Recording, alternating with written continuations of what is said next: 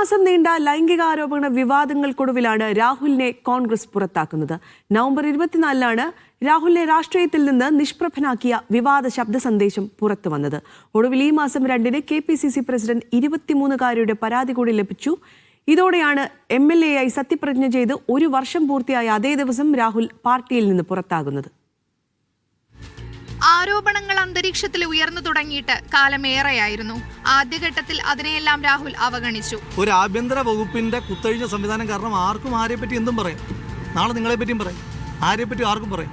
Who CARES? പിന്നാലെ യുവനടിയുടെ വെളിപ്പെടുത്തൽ. August 21-നാണ് രാഹുലിനെതിരായ ആദ്യ ശബ്ദ സന്ദേശം പുറത്തു വന്നത്. ഗർഭചിത്രം നടത്താൻ പ്രേരിപ്പിക്കുന്നതായിരുന്നു ശബ്ദ സന്ദേശം. പിന്നെയും തെളിവുകളും ആരോപണങ്ങളും പുറത്തുവന്നു. അതോടെ ഓഗസ്റ്റ് 21-ന് യൂത്ത് കോൺഗ്രസ് സംസ്ഥാന പ്രസിഡന്റ് സ്ഥാനത്ത് നിന്നും രാഹുലിനെ നീക്കി. ലൈംഗികാതിക്രമം, ഭീഷണിപ്പെടുത്തൽ തുടങ്ങിയ ആരോപണങ്ങളെ തുടർന്ന് രാഹുൽ മാങ്കൂട്ടത്തിലിനെ കോൺഗ്രസ് പ്രാഥമിക അംഗത്വത്തിൽ നിന്ന് ഓഗസ്റ്റ് 25-ന് സസ്പെൻഡ് ചെയ്തു. നടപടിക്ക് ശേഷവും സെപ്റ്റംബർ 15-ന് നിയമസഭാ സമ്മേളനത്തിനെത്തി രാഹുൽ. വിവാദങ്ങൾക്കിടെ ഒക്ടോബർ 5-ന് പാലക്കാട് മണ്ഡലത്തിലെ പൊതുപരിപാടിയിലുമെത്തി.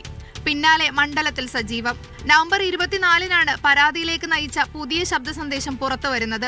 പിന്നാലെ നവംബർ 27-ന് യുവതി മുഖ്യമന്ത്രിയെ നേരിൽ കണ്ട് പരാതി നൽകി. തെളിവുകളും കൈമാറി. രാത്രി തന്നെ പോലീസ് യുവതിയുടെ മൊഴി രേഖപ്പെടുത്തി. പിറ്റേന്ന് ബലാത്സംഗം, വഞ്ചനാപരമായ വിവാഹ വാഗ്ദാനം നൽകി ലൈംഗികമായി ഉപയോഗിക്കൽ, നിർബന്ധിത ഗർഭചിത്രം, ഭീഷണിപ്പെടുത്തൽ തുടങ്ങിയ ഗുരുതരമായ വകുപ്പുകൾ ചുമത്തി രാഹുലിനെതിരെ കേസെടുത്തു. കേസ് രജിസ്റ്റർ ചെയ്തതിന് പിന്നാലെ രാഹുൽ മാങ്കൂട്ടത്തിൽ ഒളിവിൽ പോയി. പോലീസ് ലുക്കൌട്ട് നോട്ടീസ് പുറപ്പെടുവിച്ചു. നവംബർ 30 യുവതിയുടെ ശബ്ദ സാമ്പിളും ശാസ്ത്രീയ പരിശോധനയ്ക്ക് അയച്ചു. യുവതിയെ ചികിത്സിച്ച ഡോക്ടർമാരുടെ മൊഴിയും രേഖപ്പെടുത്തി. ഡിസംബർ 1-ന് രാഹുൽ മുൻകൂർ ജാമ്യാപേക്ഷ നൽകി. പിറ്റേന്ന് രാഹുലിനെതിരെ KPCCക്ക് ബാംഗ്ലൂർ സ്വദേശിനിയുടെ പരാതി ലഭിക്കുന്നു. ഡിസംബർ 3-ന് ജാമ്യ ഹർജിയിൽ കോടതി വിശദമായ വാദം കേൾക്കുന്നു. ഒടുവിൽ മുൻകൂർ ജാമ്യ ഹർജി തള്ളി കോടതിയുടെ ഉത്തരവ്. മീഡിയ 1 തിരുവനന്തപുരം.